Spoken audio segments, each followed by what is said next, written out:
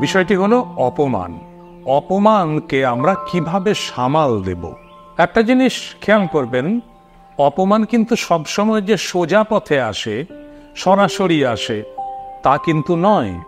ঠাট্টা, শ্লেষ, তির্যক মন্তব্য, ভেঙানো, অনুকরণ করা, কখনো কখনো শারীরিকভাবে আঘাত, এইরকম নানান রকমভাবে নানান পন্থায় অপমান আসে। অপমানের উদ্দেশ্য হচ্ছে অপরকে খাটো করা, হেয় করা। কিন্তু খেয়াল রাখতে হয় আমি যেন ঘটনাটাকে ভুলভাবে না পড়ে ফেলি, অর্থাৎ আমার যেন সেটা বুঝতে কোথাও ভুল না হয়। অনেক সময় কি হয়, কোনো নির্বিষ ঠাট্টা হয়তো কেউ করেছে, সেটাকেই আমরা অপমান বলে ভেবে নিই।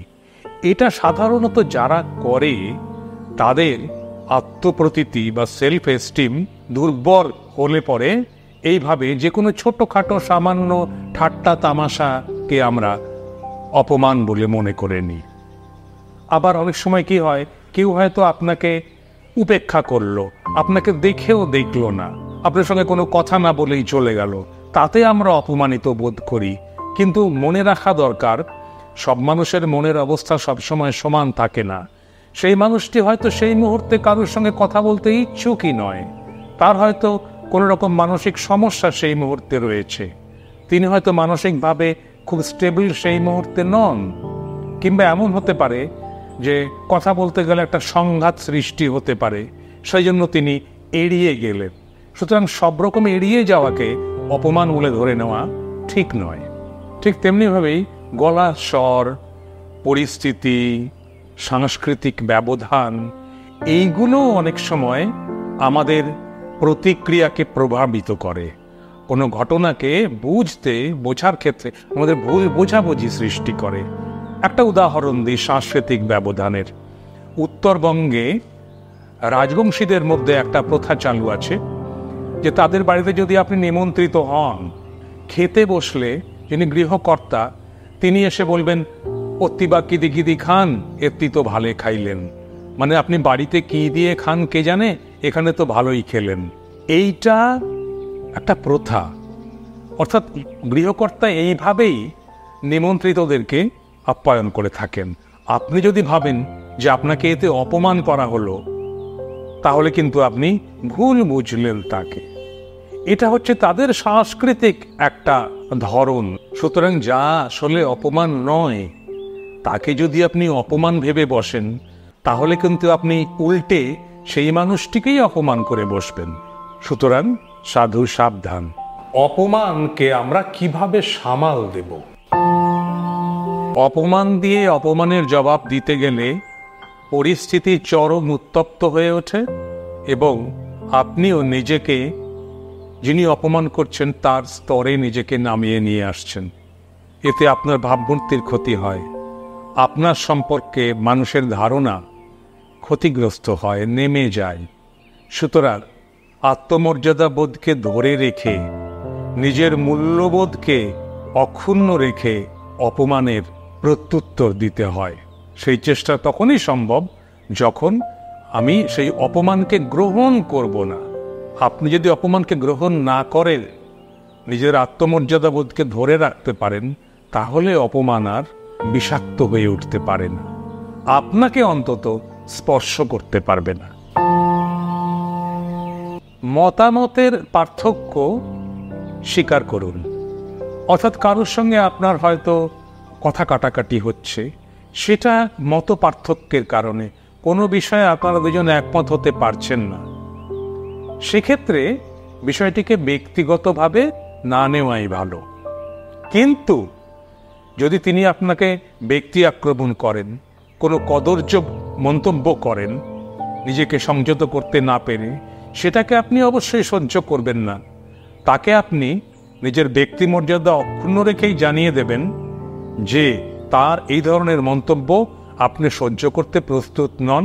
তিনি, তার সঙ্গে আপনার মত পার্থক্য থাকতে পারে, কিন্তু এই রকম আক্রমণ, ব্যক্তি আক্রমণ আপনি সহ্য করার পাত্র নন।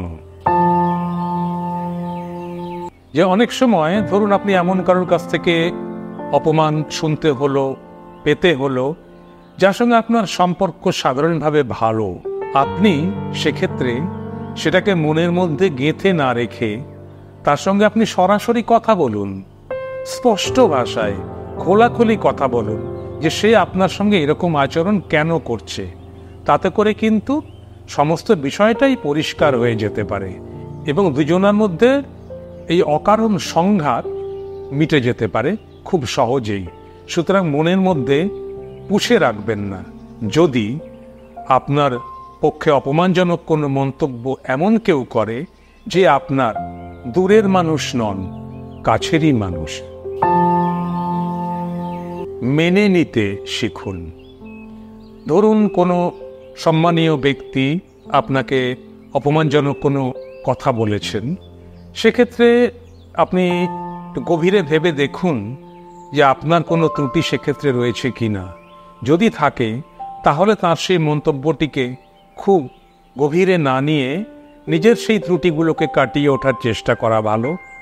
কিন্তু যদি এলেবেলে কারোর মন্তব্য আপনাকে হজম করে আসতে হয়, এরকম পরিস্থিতি হয় যেখানে আপনাকে অপমান সহ্য করেই আসতে হয়, আপনি হয়তো তার প্রত্যুত্তর দেবার বা সেটা মোকাবিলা করবার সুযোগই পেলেন না, এরকম পরিস্থিতিও হয়, সেক্ষেত্রে মনের ভেতরে গভীর গ্লানি তৈরি হয়, বিষাদ আসে, একাকিত্ব বোধ তৈরি হয়।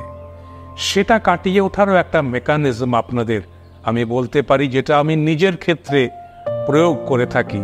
সেটি হলো মনে মনে কোনো তিক্ত অতীতের স্মৃতি ভাববেন যেখানে কোনো ঘনিষ্ঠজন, কোনো কাছের মানুষের কাছে আপনি অপমানিত হয়েছেন।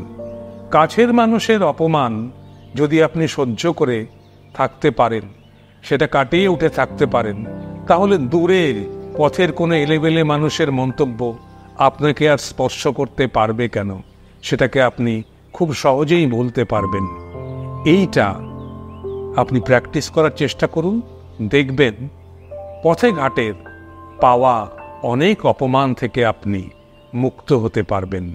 আর শেষ কথা যেটা বলবো সেটা হচ্ছে, নিজেকে নিয়ন্ত্রণ করার ক্ষমতা কিন্তু নিজেরই হাতে। অকারণে চাপ তৈরি করা নিজের মনের মধ্যে তার কোনো প্রয়োজন নেই। নিজেকে ভালো রাখার দায় আপনার নিজের হাতে। যেভাবে আপনি ভালো থাকতে পারেন সেইভাবেই নিজেকে নিয়ন্ত্রণ করুন, তারপর এগিয়ে চলুন সামনের দিকে খোলা মনে, সুস্থ মনে।